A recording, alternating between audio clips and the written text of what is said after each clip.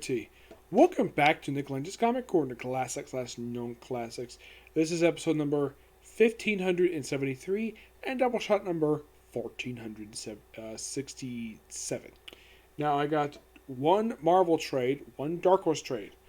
First up it is Runaways, Volume 2, Teenage Wasteland.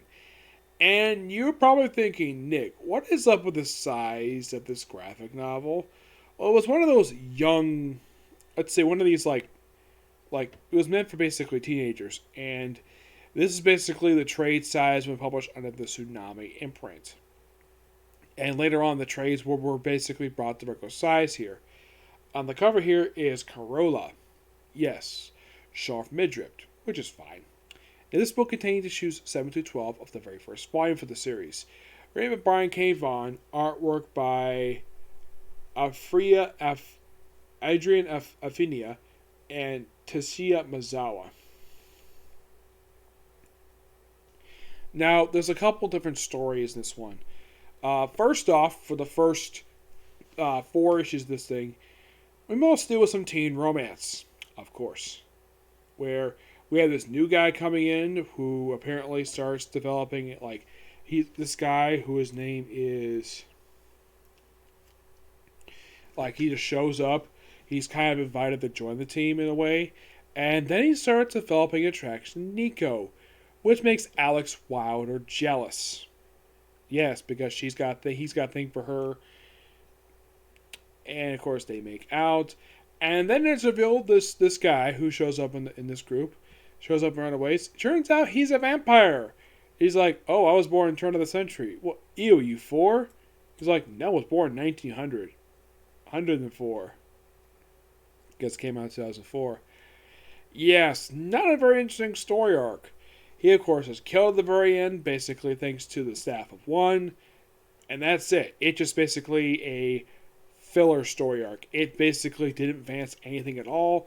It just, let's throw some random guy in here for a few issues before we get something really more interesting. For issues 11 and 12, it's a quick 2-parter. A very good 2-parter. We have a guest star appearance by Cloak and Dagger.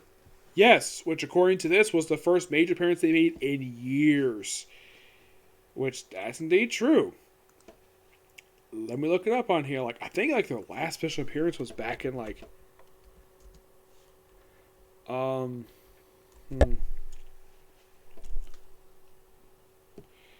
prior to this was during the events of the Marvel Knights series.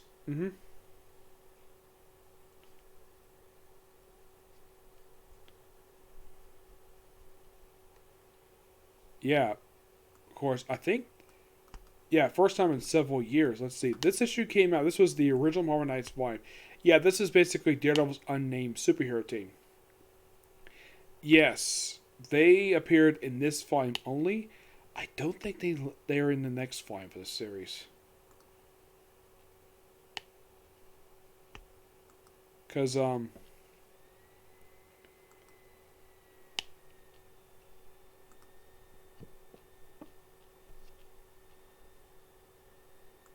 don't think that she's in the next volume for the series.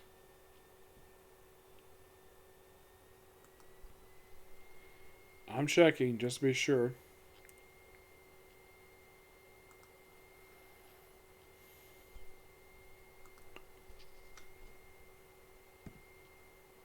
Let's see. No, they're not in this volume. So basically the first volume ended in 2001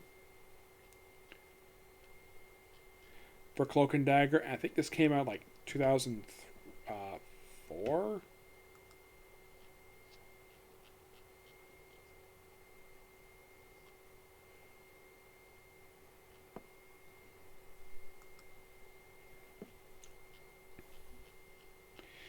Yes, I believe this was their first appearance since Marvel Knights ended.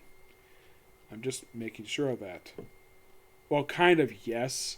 Though they did make 2 appearances after that. One was an issue of Thunderbolts. Yes, frickin' Thunderbolts. Yeah, they appeared in a guest star appearance as part for the Marvel Knights. And they also appeared in Marvel Doubleshot, which came out in 2002.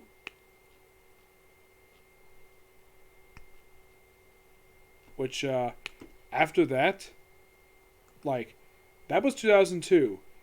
This came out in February 2004, so it had been a good couple years since their last appearance, so they haven't done anything significant in years.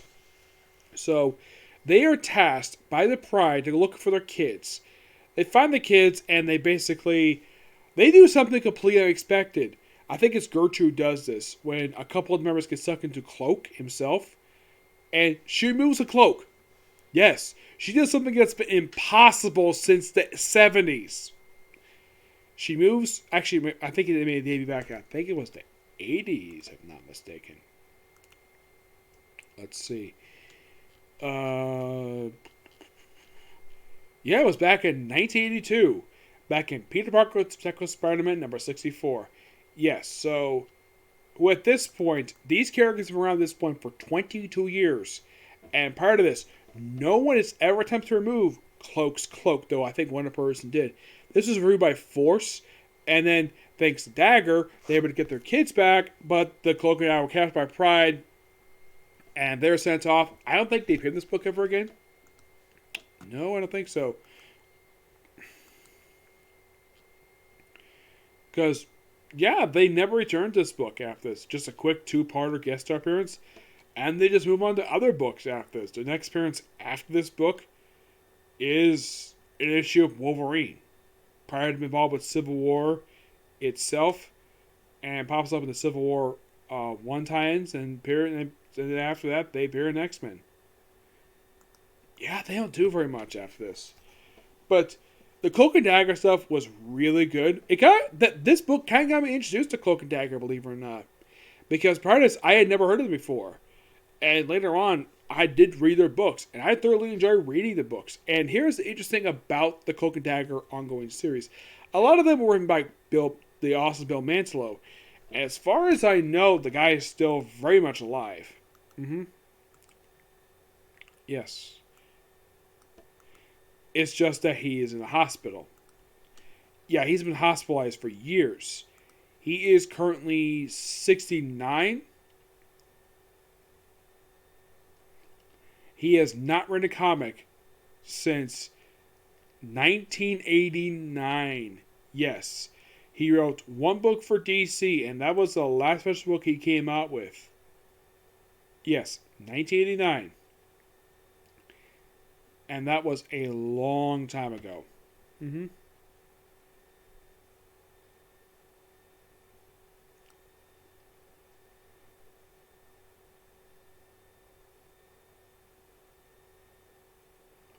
Yeah. I have a lot of respect for Mantlo because I love this guy's work. He's one of my personal, favorite writers. I've never met him in person, but he's been hospitalized since 1982. Yeah, 1982, after his last comic came out in 1989. I don't know if he retired from comics after that. I have no idea. But in the case of this, it's a bit of middle of the road here. Though the end of this book does set up the final story arc of this volume, where I believe it was Mr. Wilder, Alex Wilder's father, revealed, oh, do we forget we have a mole on the team? Who is it? I won't reveal that until I review Volume 3. This is okay. I think that the best thing about this, aside from the fact that it's really good artwork, there are two good things about this book. The artwork and Cloak and Dagger. That's it. Bit of basically middle of the road for these issues, per se. But it does advance the plot a little bit, but yeah, my guess is the reason why they're basically rushing to the very end, even though we're a year into the book. Was it low sales? No. It was because Marvel was ending the Tsunami in print. That was mainly the reason for it. I will discuss more about that when I get to Volume 3. Alright, next up it is Black Hammer 45. Yep, this is basically the heroes of the Black Hammer series during the Golden Age of Comics, 1945. One of the characters found in this book is a character who's practically the star of the original Black Hammer series, Selim. Yep, he pops up here too. And it's most like a lot of really... It seems like this book is heavily inspired. Reading this book, it seems like this is basically almost like a ground version of the Blackhawks. Just a bunch of superheroes fighting the Nazis. Just a pure, fun book that Jeff Lemire does. Just really, really good. Him and Ray Fox do an excellent job. And here's something interesting though. This artwork is by Matt Nettett. Yes, the guy who writes stuff like Ninjak. Yeah, this is his artwork. And yeah, it is really good.